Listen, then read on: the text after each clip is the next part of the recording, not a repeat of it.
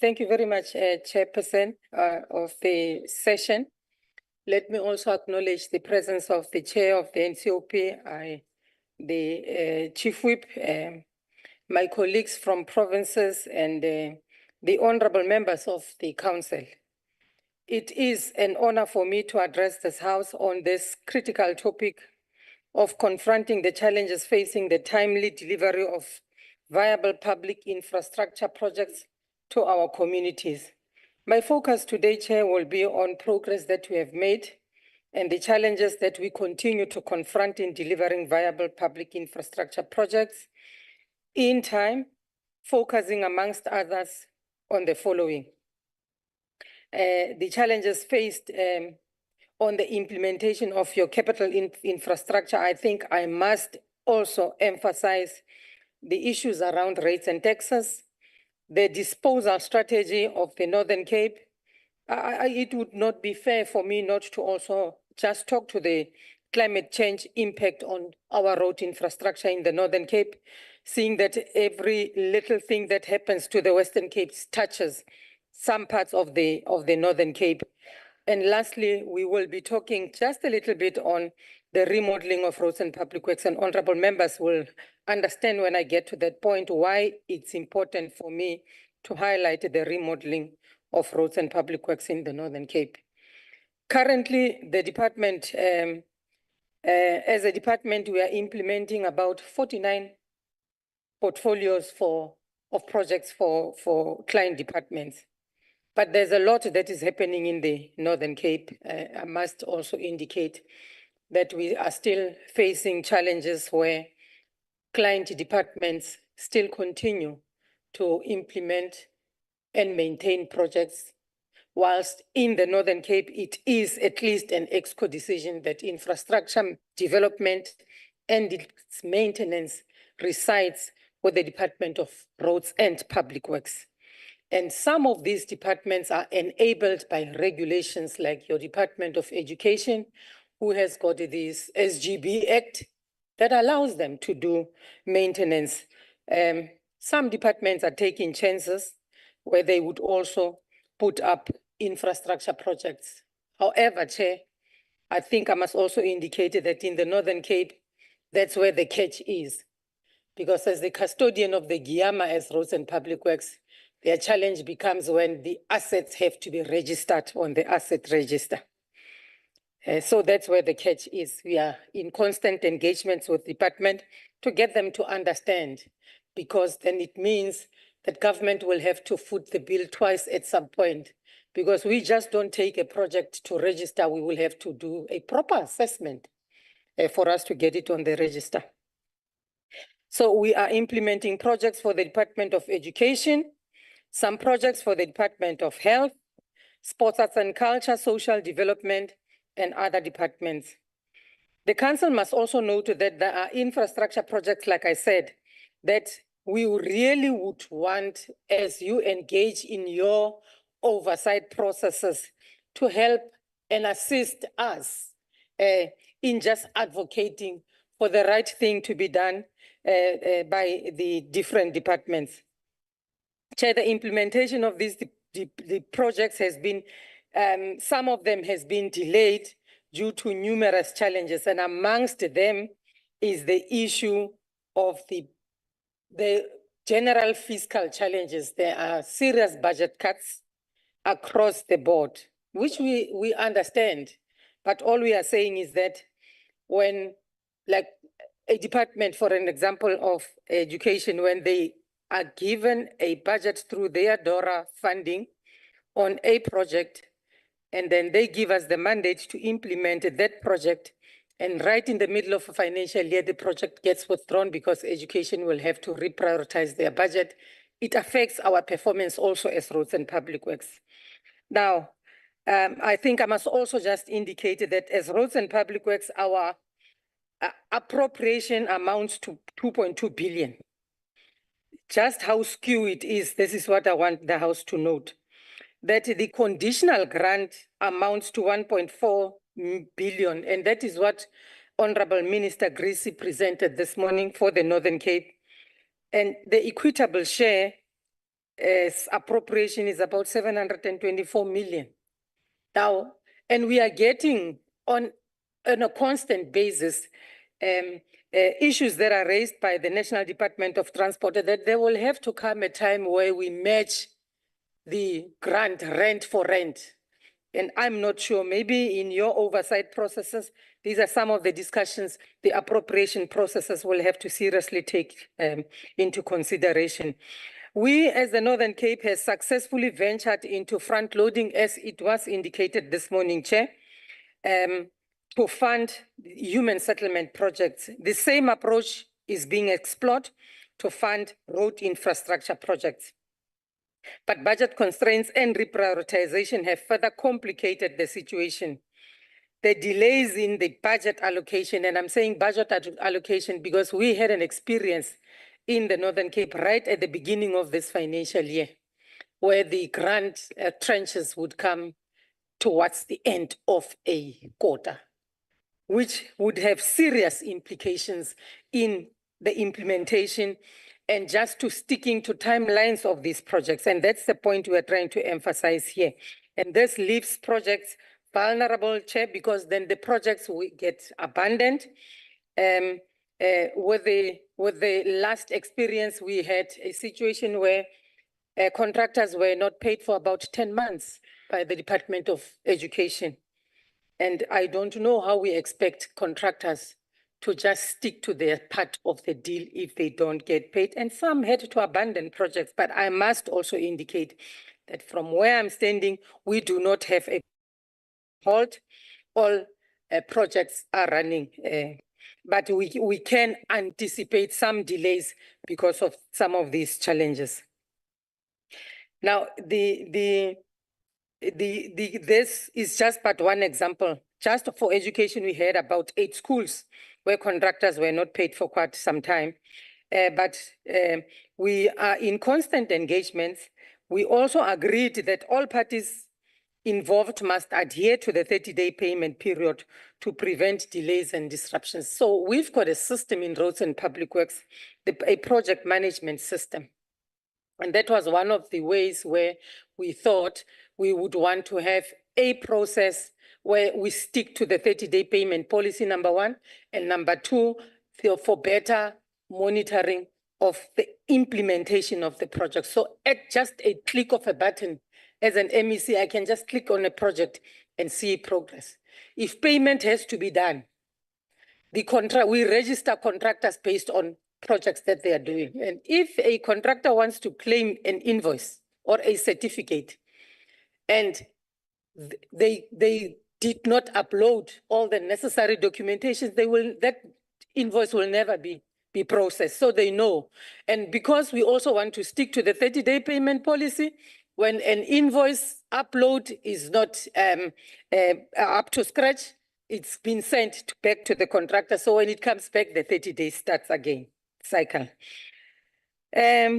Chair, I think we must also indicate that these budget cuts have resulted in serious reduction in our travel and subsistence allowances, limiting site inspections and effective supervision. The lack of proper oversight exacerbates the risk of poor construction quality, Chairperson. We've also seen a growing trend of project disruptions by local business forums in demand of their 30% of the subcontracting. Criminal activities like cable theft, where we just experienced a month or 2 or so ago at the Kimberley Nursing Student Accommodation Project, which got delayed because of the theft of cables. Chair, we must also raise this, that there's a latest trend now, which we have seen, where traditional structures in rural areas, where they begin to demand social responsibility compensation from contractors. So yes, a contractor gets into a village, then they can't use borrow pits in the village, or if they were to use borrow pits, then they have to pay, depending on who negotiates on behalf of a community. And we've seen now instances where it becomes a problem now and it begins to delay projects. The timely delivery of public infrastructure is a top priority for us. And all stakeholders, we believe, Chair, must be held accountable to ensure that these essential projects are completed in time and within budget. By doing so, we will not only enhance the infrastructure in the communities, but this will also contribute to the overall economic growth of the province. Chair, I said earlier, I must emphasize on the issue of the rates and taxes. And this is an ongoing challenge as the portfolio is growing of the social infrastructure, so is the provincial immover asset register. And so comes the burden of more rates and taxes. Now, the limit in the budget allocations for these facilities have placed significant pressure on user departments. And sometimes it leads to the disconnection of services by municipalities where, due to an outstanding rates and taxes account, it does not matter for some municipalities whether the current accounts are up to date, they will then switch them off. We just now, when it was very cold, we experienced a very sad situation in one of the areas in Pixley, where a school which has a boarding facility was switched off because of the outstanding rates and taxes right in the middle of winter. And this, Chair, hampers our ability to provide essential services, and it places further strain on municipalities that are already facing revenue collection difficulties. If I may just give this one example, in the Northern Cape, just one municipality called Salt Lake, our rates and taxes account with Salt Lake is more than 150 million. It was around 300. We've been trying to work it out. We are standing at 153 million. Now, with the appropriation processes, the least provincial treasury could do was to acknowledge it as a priority, but it was not budgeted for. And those are some of the issues we really have to see into the fact that they begin not to be a hindrance to service delivery. So the Northern Cape has a total of 2,004 assets in the register. 1,323 built on provincial land and 681 built on non-provincial land, you know, like municipalities and some are national and so on. But, Chair, what for us is important is that there are about 1,409 constructed buildings such as schools, clinics, which are habitable as we speak, which will have to plan for their conditions assessments in future. Now, we are sitting with a challenge also now that the last conditions assessment that was ever funded by any provincial treasury or the National Department of Public Works was in 2013-14. So we are doing it in piecemeal. And even if we were to dispose of these buildings, it becomes difficult now because you just estimate. And that's not what we want. Furthermore, Chair, the lack of funding to conduct these mandatory conditional assessments every 5 years under the GIAMA is a growing concern. And this compromises the safety and functionality of our infrastructure. We have submitted again this financial year to Provincial Treasury and to the National Department of Public Works and Infrastructure, seeking financial assistance to address this critical need. Chair, the department remains committed to the responsible management of state-owned properties in line with the GIAMA and the Northern Cape, in line with GIAMA and the Northern Cape Land Administration Act. We continue to dispose of unused and excess properties in a manner that ensures transparency, accountability, and compliance with all legal requirements. So all the properties that have been surrendered by user departments and deemed access to our needs are disposed to interested organs of state, like and registered NGOs and FPOs, provided they maintain the properties and pay for their services. Now, in our disposal processes, we've got a clause there especially when we dispose to municipalities, that if this building has got an outstanding rates and taxes account, we can give it to you on condition you clear the rates and taxes account, because we are just giving these buildings for free, isn't it? At a rand, at least. So, Chair, like I said also earlier, as the province responsible for maintaining an extensive 29,000 kilometer network of gravel roads, the Northern Cape has been severely impacted by climate change. We've got a district called Namakwa that is neighboring the Western Cape, particularly around Johantam and Karoo Hoogland areas, which shares the border with this area. They have experienced significant flooding since 2022 due to these unusual rainfall patterns, and this has caused severe damage to our road infrastructure. The sum of the work that we did in 2022, we are back at these roads again in 2024. So we are currently engaged in flood damage repairs on these roads, Chair. And currently one of the most pressing challenges we face is funding. But we are engaging with mines in the province, particularly in districts like JTG and Namakwa. Unfortunately, the funding provided through the conditional grants is insufficient to address the growing demands of road maintenance, just like you alluded to earlier. The Northern Cape is vastly populated, Chair, and to connect communities of the Northern Cape becomes more expensive than how we would want to connect communities of other provinces. So in 24-25 financial year, we continue to create and foster joint ventures with the mines and other stakeholders to tackle the challenges of road construction maintenance, particularly in areas like JTG and Namakwa. And these partnerships, Chair, for us are crucial in ensuring that our infrastructure can keep up with the demand of increased industrial activity. We've got a road that we have relinquished to Sanral almost 2 years ago, the notorious R31 road. That is the road that links your Eastern Cape. Okay, it runs from all the mines, it runs across all the mines in Kuruman, right through where it joins the N12 and takes you to the Eastern Cape. And on that road, on a daily basis, you have got nothing less than 2.6 heavy vehicles on the road on a daily basis, Chairperson.